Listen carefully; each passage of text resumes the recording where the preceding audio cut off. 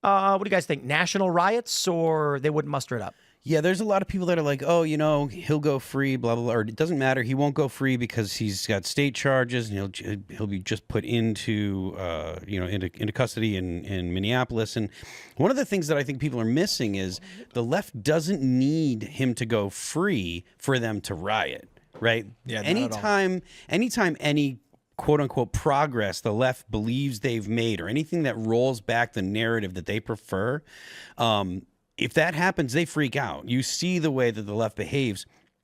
So anytime they lose any ground, they lose their mind. So it's completely, I think, within the realm of possibility that if Chauvin is, pardoned for the federal charges, that there will be riots, protests, and stuff across the country. And whereas I don't think that it would be as bad as the Summer of Love because people aren't at home, people are actually going to work.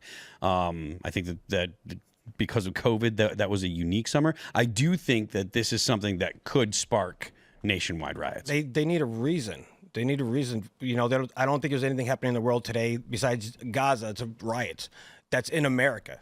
So if this happens in America, they actually have a reason to get out in the streets and get mad because Trump did something wrong. I don't know. Oh, we've been writing about Maryland dad for the last month. With rioting, but certainly protests. Yeah. Certainly expressing strong opinions. Chauvin started it all. Chauvin's Maryland he was a catalyst. Yeah, maybe. I would push back on that because it started with Ferguson. It started with Michael Brown. That's when Riots? Well, that's when the left started to lose their mind. And Trayvon. That was BLM. Was there riots in Trayvon? Yes. Martin? Really? That's what started Black Lives Matter. Jeez. Okay. That was during Obama. That was first term of Obama. And then Obama came out and said, if I had a son, he would look like Trayvon. Yeah, that'd have been, 2010? I think it was it'd have been 10. 12. BLM's been going since 10? I think it was 12, actually. Yeah, somewhere in there. 2012, so. I usually base a lot of my what happened February when 2012. based on what chick I was dating.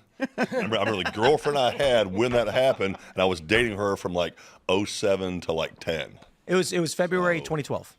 That's how I remember that. Yeah. Okay, maybe I'm off on girlfine timeline. Hopefully you have a stable girlfriend now, so I do. nothing else is going to happen. Yeah. I do. So I'm 50, so I'm finally happy. Nice. Are you well versed in the Chauvin stuff?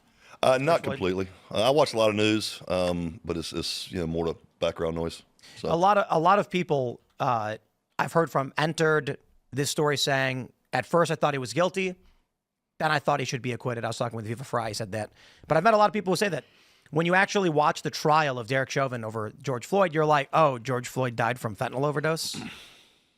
Why is this guy going to prison? When you first see the first video, I was like, holy what's going on? This whole thing, guy stood on it. And then when you see the extended version, like, okay, this isn't as bad as I thought it was. This morning, I asked... Oh, yeah, that right there will create an absolute shit show. Indeed. Oh, yeah. Indeed.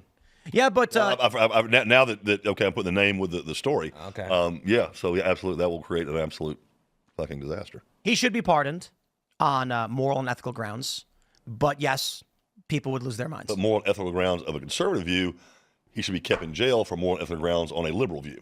Their ethics and their morals are completely 180 from our ethics and morals. I agree. Yeah. But the liberals' whole model of the world is completely different from our model of the world. It's not parallel. Applying that, Chauvin did nothing wrong because the liberals want him in prison and they want the criminals out of prison. Yeah. And conservatives want Chauvin out of prison and the criminals in prison. So the thing about Chauvin is I was having a conversation with our good friend ChatGPT earlier, and I asked it just simple questions, not loaded questions. I just said, did George Floyd have a lethal amount of fentanyl in his system when he died? And it said, according to the coroner report, he had 11 nanograms per milliliter in his bloodstream when he died. However, the report, the coroner's report, and other reports said that he died of, the neck compression. And then I asked it, what is the typical concentration for a lethal amount of fentanyl? 3 nanograms per milliliter. So he had 400% more. Indeed. And so the other issue at play was that George Floyd was already on the ground when Chauvin arrived. Chauvin arrived late.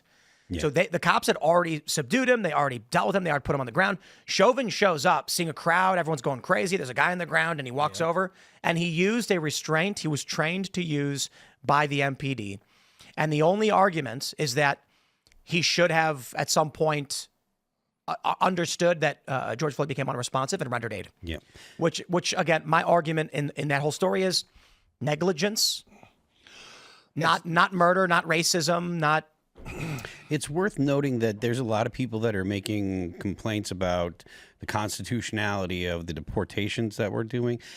Derek Chauvin, the judge in the Derek Chauvin case, said that there was no way that Derek Chauvin could get a fair trial. He wasn't going to be able to get a fair trial anywhere in Minnesota. The proper, and this is something that Tim said before on the show, but the proper remedy for that is you don't try him, because you're guaranteed a fair trial with an unbiased jury. And if the results were already in as soon as he was arrested, then you can't try him because you're violating his constitutional rights. All the people that are like, oh, the constitutional rights of the Trinidad gang members and the constitutional rights of all the people that have come here legally. A quick aside, because with obviously the left coming up with a couple weeks ago, Trump even admitted he doesn't know what or support the Constitution. If you're here illegally, do you have constitutional rights? The Constitution, and you do. Yeah, You do, but it's limited. Exactly. To a certain point, you have constitutional rights.